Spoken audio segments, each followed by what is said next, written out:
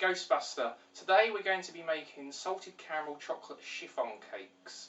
This is a recipe I found on BBC Good Food by John Waite. His recipe is a big cake. I have adapted it slightly, so I've reduced some of the measurements, and we're going to make cupcakes that we're going to decorate with the Ghostbusters chocolates and salted caramel buttercream, and the chocolates we made in a previous video. Now to begin with, we're going to take a couple of bowls because we need to separate the eggs. So how you do this, I'm going to break the egg like this, and then you're just going to move it backwards and forwards because you don't want the yolk to get in with the egg whites. And then once you've done that, put the yolk in there. This is going to be the main mixing bowl that we're going to use for the most of the cake. Oh, I haven't broke that one very well at all. We're going to do 4 of these.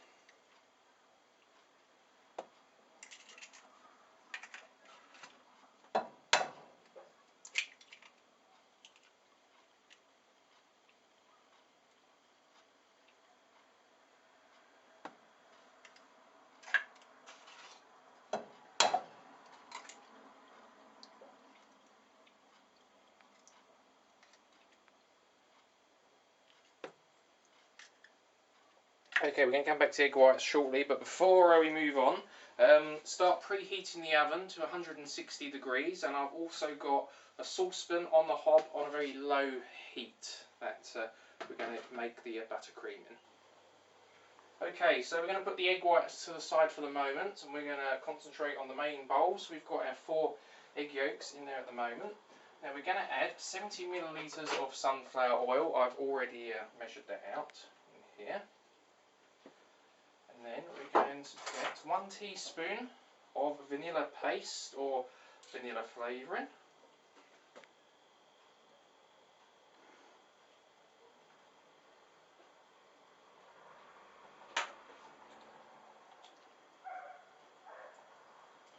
Now we need to use our scales because we're going to use 215 grams of caster sugar.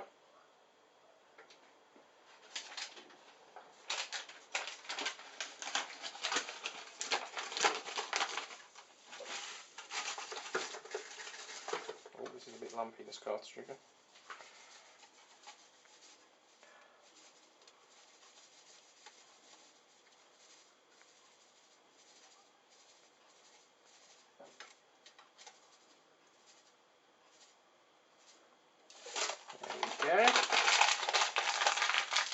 And then 115 millilitres of water that I've also pre-measured out.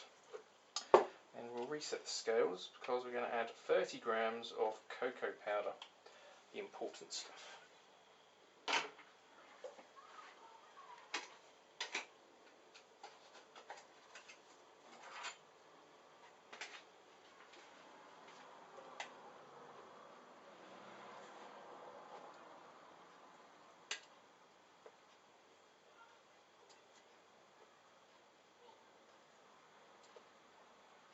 Dead on, there we go. Okay, we're now going to whisk that until smooth. So I am a lazy, I'm not going to do it by hand, I'm going to use an electric whisker.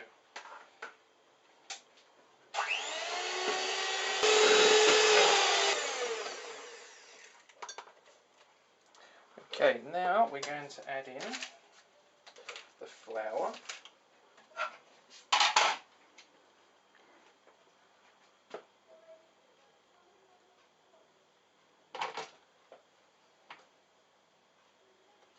So you want to use plain flour here, and we're going to add 170 grams.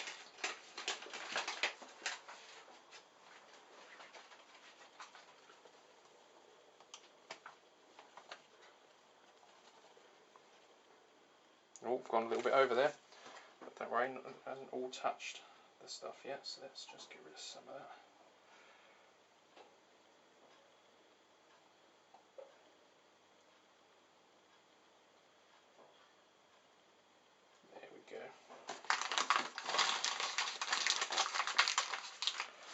Now we're going to do just over half a teaspoon of bicarb soda, and I'm just going to clean this spoon.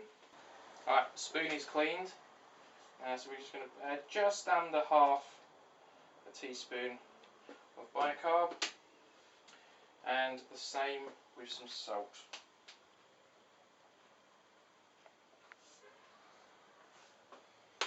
And then we're going to mix that all together.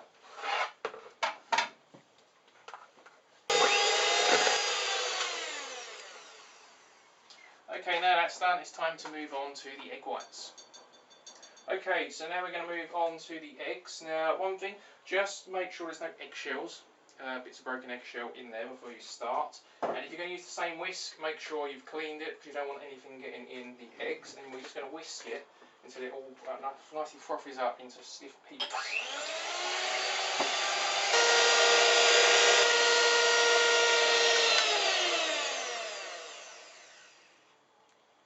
You'll see you put it up and you get these nice little peaks on there. Okay, and then basically the last thing we're going to do with the cake itself is we're just going to put that into the mix that we've done already. Then we're not going to whisk that, we're going to fold it in. So you can take a nice big spoon and just fold it in nicely like this.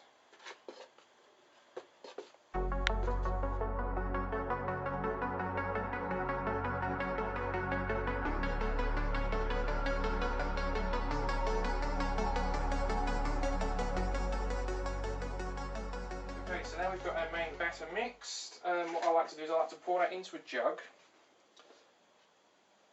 This just makes it easier to get into the cupcake cases.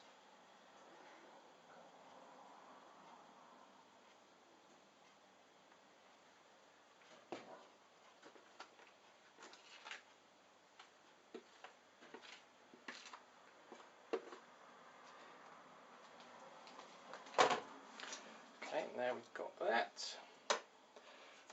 Here's some cases I prepared earlier. Have a spoon on standby just to make sure you don't get too much drippage. And we're just going to pour that into the cases.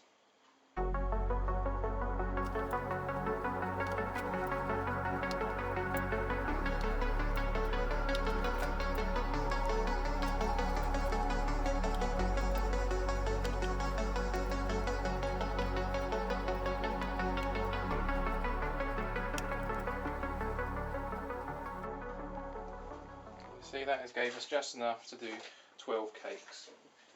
With a tiny little bit left over to eat with a spoon. And then that's going to go in the oven.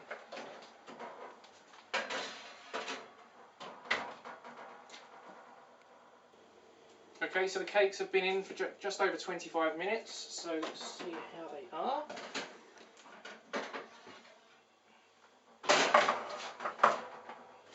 One way to tell if they're cooked all the way through is to get something like this and just stick it through the middle and then pull it out. And if nothing's stuck to it, then that means it's cooked all the way through. If it's not cooked, you'll get some cake dough and stuff stuck to it. So they're done. Now I'm going to move on to the buttercream.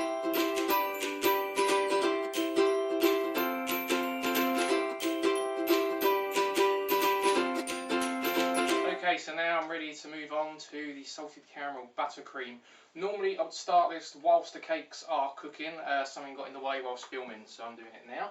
But what you do is you take 150 millilitres of double cream and we're going to put that in the saucepan that is on a low heat. So we'll preheat in a while. And then we're going to add 250 grams of soft brown sugar. And half a teaspoon of salt, and we're just going to mix this together just nice and slowly until all the sugar is dissolved. Okay, so once the this salted caramel stuff is done, you'll know if it starts to bubble slightly, that means you need to take it off. So we can take that off the heat and we're going to just let that cool completely. Now, I will come back to this occasionally and just give it a stir, it does start to crystallise over sometimes. And then once that's cooled completely, we're going to mix that with some softened butter. There's 140 grams of unsalted butter here.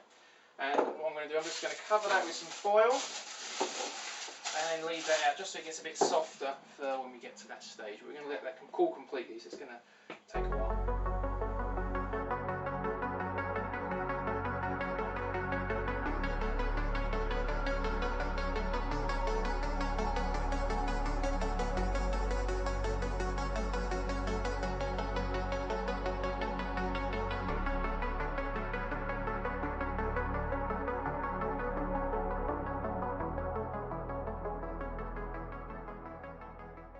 This has all cooled, and we now bring in our butter that should be nice and soft, and we're going to pour this into there. Now I use a sieve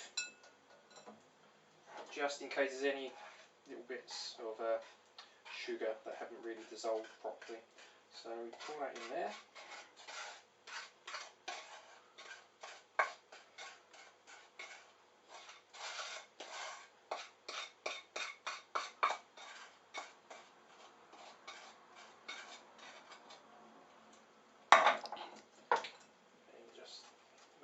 All goes through.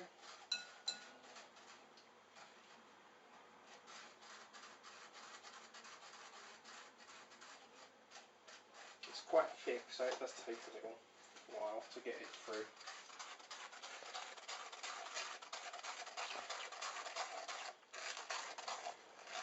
Okay, so now it's time to mix this together, so I'm going to use my electric thing and just start on a low setting to begin with.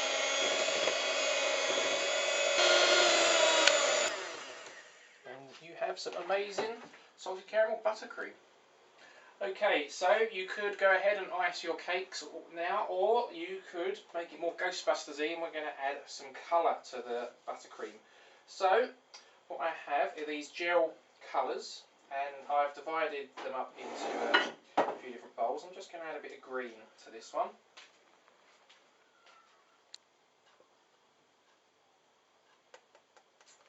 You shouldn't need too much of this, so let's put this in.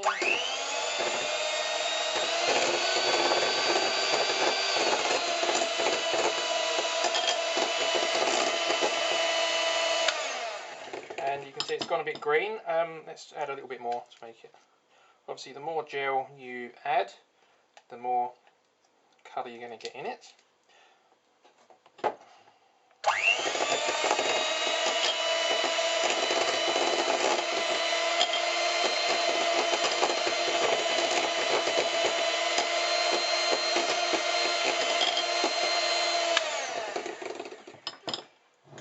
One thing with some food colourings, you just have to be careful, because if you use too much you can end up making it taste horrible. I've also done, I added a little bit of red to make this sort of pinky colour for the pink slime from Ghostbusters 2. Okay, so there's several ways to ice this. One is to use a icing gun or icing bag, those sort of things. So I'm just going to put some in here.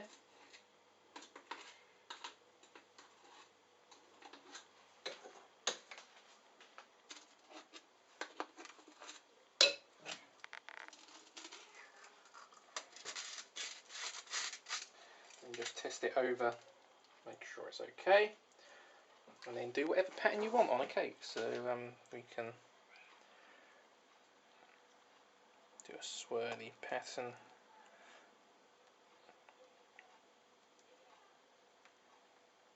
Like this, or whatever you want. But of course we are doing Ghostbusters cakes, and I have coloured most of this icing, so it is supposed to be slime, so I don't think it needs to look very elegant in that aspect, so I'm just going to pile some slime onto the cakes. Let's get a small spoon to make this easier.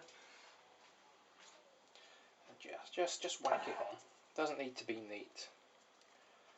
Remember, these are slime cakes.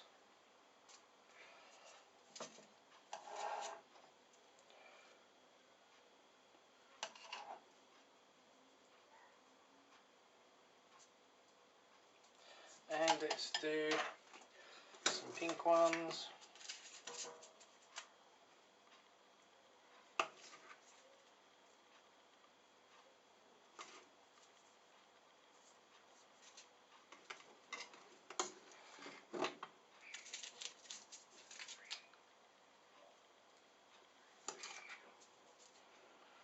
Of course, once you've done this, you can decorate them however you want. You get lots of different things from shops in the baking section that you can add. Hundreds and thousands, especially at Halloween. They often do Halloween themed ones, like little icing things that look like pumpkins and ghosts, that sort of thing, which you can decorate with.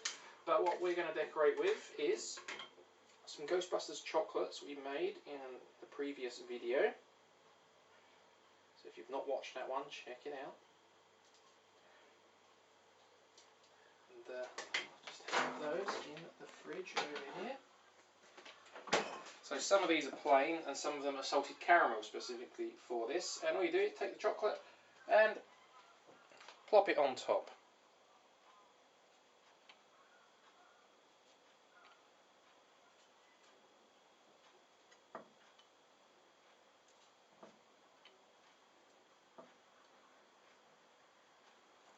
And there you have some Ghostbusters salted caramel slime cupcakes. So that is the salted caramel chocolate chiffon cakes. I really like these cakes. It's a nice cake, not too difficult to make, and especially giving it the Ghostbusters theme with the slime looking icing. You don't have to be good at icing, so it's brilliant. Just snap it on, it looks like a slime cake. Now this is buttercream, so it's best to keep these in the fridge for a little bit before eating. So that is what we're going to do, and then we shall try them a bit later on. I can't wait.